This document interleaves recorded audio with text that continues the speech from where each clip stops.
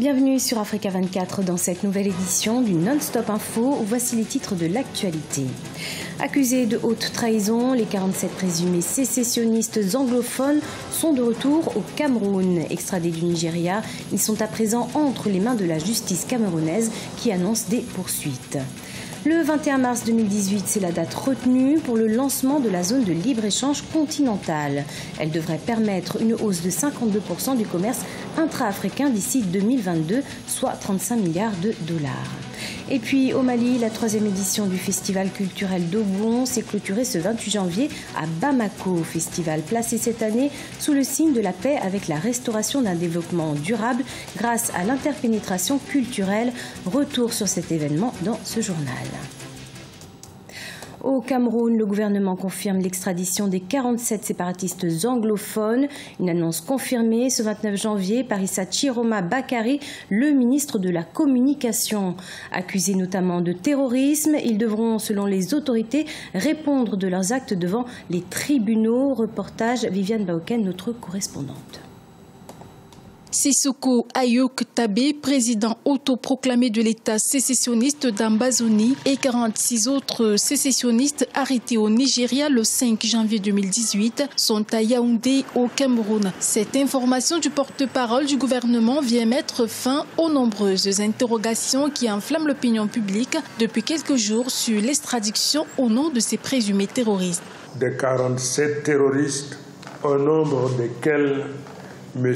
Ayok Tabé se trouve depuis quelques heures entre les mains de la justice camerounaise, devant laquelle ils répondront de leurs crimes. En rompant son silence sur l'arrestation et le lieu de détention de ces sécessionnistes plus de 3 semaines après leur interpellation, le ministre de la Communication a saisi cette occasion pour saluer l'état de la coopération entre le Cameroun et le Nigeria. Le gouvernement camerounais saisit cette occasion pour se féliciter du caractère excellent de la coopération multiforme qu'entretiennent le Nigeria et le Cameroun, notamment au plan sécuritaire. Il réaffirme la détermination des gouvernements de 2 pays, sous la houlette de leurs chefs d'État respectifs, à ne jamais tolérer que leur territoire serve de base à des activités de déstabilisation dirigées contre l'un d'entre eux. Rappelons que suite aux nombreux appels à la violence lancés par l'autoproclamé président de l'Amazonie dans les régions anglophones, l'État du Cameroun avait lancé un mandat d'arrêt international contre ce gouvernement fictif. Après leur extradition, une procédure judiciaire sera donc ouverte contre ces derniers afin qu'ils répondent de leurs actes devant les tribunaux. C'est un grand pas dans le processus de l'intégration africaine. Le 21 mars 2018 sera lancée à Kigali, la capitale rwandaise, la zone de libre-échange continentale. Un projet inscrit dans le cadre de la politique d'intégration de l'Union africaine qui permettra de mettre en commun les efforts pour l'aboutissement des projets communautaires. Ibrahima Dioumaba. L'Union africaine s'achemine vers la réalisation de la zone de libre-échange continentale ZELEC. L'annonce a été faite par le président nigérien Mahamadou Issoufou en marge du sommet des chefs d'État et de gouvernement de l'UA ce 29 janvier à Addis Abeba. Le lancement officiel de la ZELEC aura lieu le 21 mars 2018 à Kigali lors d'une réunion extraordinaire des chefs d'État et de gouvernement convoquée par le nouveau président de l'institution, Paul Kagame.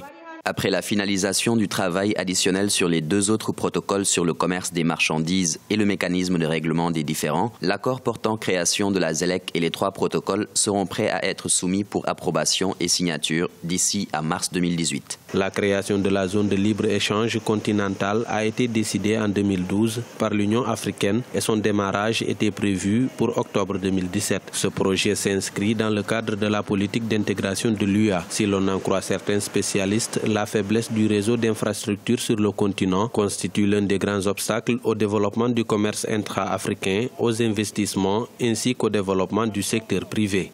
Le principe est que désormais, tout ce qui va circuler au niveau de l'Afrique ne soient plus soumis à ces barrières douanières, ou que les barrières douanières, les taxes soient limitées et que le commerce intra-africain soit favorisé. Parce que l'Afrique fait davantage de commerce avec les pays hors du continent. L'un des obstacles justement à ce principe-là, c'était éventuellement de mettre fin au principe de visa pour les Africains en Afrique. Selon les conclusions de la Commission économique des Nations Unies pour l'Afrique, la ZLEC devrait permettre une hausse de 52% du commerce intra-africain d'ici 2022, soit 35 milliards de dollars. Le président nigérien Mohamedou Issoufou est à la tête du comité de réflexion concernant la ZLEC. Il s'agit de marché d'1,2 milliard de personnes, représentant un produit intérieur brut de 2500 milliards de dollars dans l'ensemble des 55 États membres de l'Union africaine.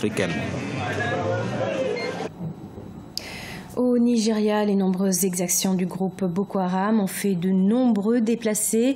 Certains d'entre eux, autrefois commerçants et sculpteurs de bois, ont malgré tout décidé de reprendre leur ancien métier afin de gagner leur vie. Une décision qui n'est pas très appréciée par certains observateurs internationaux pour qui l'abattement des arbres fragiliserait les forêts avoisinantes et risquerait de créer des tensions avec les communautés locales. Marcel Farba Maroun. Dans ce camp de réfugiés situé à Maiduguri, au nord-est du Nigeria, un groupe de personnes déplacées par les nombreuses insurrections du groupe Boko Haram ont décidé d'exporter leur métier pratiqué autrefois dans leur village. Aujourd'hui, ces professionnels du bois ont créé leurs entreprises, un moyen pour eux de gagner leur vie et qui passe par la coupe de bois avant leur transformation et leur commercialisation. Au final, ce sont des mortiers, des pilons, des spatules, des meubles et des ardoises en bois qui sont commercialisés. De petites entreprises, certes, mais qui sont une source importante de subsistance pour des milliers de personnes déplacés du Nigeria.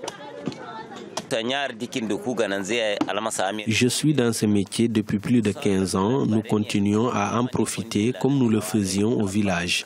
Ça nous a permis de régler beaucoup de problèmes grâce à Dieu. Même si nous sommes des déplacés, ce commerce a beaucoup à offrir. Nous ne souffrons pas dans le camp parce que nous pouvons travailler. Nous pouvons acheter des céréales, du savon et des vêtements pour nos enfants et nos familles. Nous remercions Dieu. Seul bémol, cette pratique cause la dévastation des forêts, ce qui, en parallèle, risque de créer des tensions avec les communautés locales et perturber l'écosystème. Selon la FAO, l'Organisation des Nations Unies pour l'alimentation et l'agriculture, les arbres stabilisent le climat, régulent les écoulements d'eau et fournissent un abri à de nombreuses espèces animales. Ce bois est également utilisé pour alimenter les feux allumés par les réfugiés, un éventuel obstacle qui ne laisse tout de même pas le choix à ces travailleurs du bois. Nous recueillons du bois de chauffage à proximité parce que nous n'avons pas d'autres moyens de survie. Quand nous allons plus loin, jusque dans la forêt, nous sommes parfois pourchassés par Boko Haram. C'est une situation très difficile car sans ce bois, il nous serait impossible de nourrir nos familles et de nous en sortir. Les mêmes menaces liées à l'environnement sont signalées dans d'autres parties du continent. La FAO envisage de contrôler le déboisement en Ouganda qui a reçu 600 000 réfugiés sud-soudanais, tandis qu'en Éthiopie, l'ONU aide à planter 1 million d'arbres pour lutter contre le déboisement près des camps. Au Kenya, le déficit commercial atteint la barre des 10 milliards de dollars, une première pour ce pays de l'Afrique de l'Est, dont le déficit commercial a atteint 1034 milliards de shillings, soit environ 10,9 milliards de dollars au cours de la période allant de janvier à novembre 2017, contre 774,4 milliards de shillings, soit environ 7,56 milliards de dollars sur la même période en 2016. Un déficit qui serait dû notamment à une hausse des importations des produits alimentaires, mais aussi aux importations de produits pétroliers. Focus à présent sur le festival Dogon au Mali. Cet événement a pour objectif de faire découvrir la culture Dogon, connue pour sa mythologie, ses danses de masques, ses sculptures de bois et son architecture. Une occasion également de redynamiser l'économie culturelle du pays, récemment mise à mal en raison de bouleversements politiques et de l'insécurité dans le nord. Corinne Kandem. Le festival Dogon du Mali est présenté comme une vitrine de l'industrie touristique du pays et est l'un des nombreux efforts déployés pour stimuler son économie. Le peuple Dogon est connu pour sa mythologie, ses danses de masques, ses sculptures en bois et son architecture. Le festival attirait des milliers de touristes locaux et internationaux, mais a été véritablement affecté par l'instabilité politique et l'insécurité survenue en 2012 avec les combattants islamistes dans le nord du pays. Il est revenu en 2016 à Bamako dans le but de dynamiser l'économie culturelle du Mali. Vraiment, la crise a beaucoup joué sur notre métier. Moi-même, qui vous parle, j'étais au village, à côté de mes parents. Et quand la crise a commencé, bon, il n'y a pas de touristes, il n'y a pas d'autres boulots, c'est pourquoi je suis venu ici. Il y a beaucoup de gens comme moi qui sont ici, qui n'ont pas de boulot, qui sont venus travailler avec à Bamako. Souvent, ils sont là à pousser les pouces-pouces. Bon, c'est difficile, c'est très difficile. En effet, le festival peine à maintenir sa popularité en raison du contexte politique et sécuritaire dans lequel le Mali est plongé, ce qui affecte beaucoup les hommes d'affaires locaux qui vivent de l'industrie du tourisme culturel du pays. Nombreux sont ceux qui opèrent une reconversion afin de pouvoir subvenir à leurs besoins. C'est le cas d'Apile Nukodio, qui enseigne désormais son métier de sculpteur aux jeunes à l'Institut national des arts à Bamako. Après la crise du Nord, je suis venu à Bamako ici.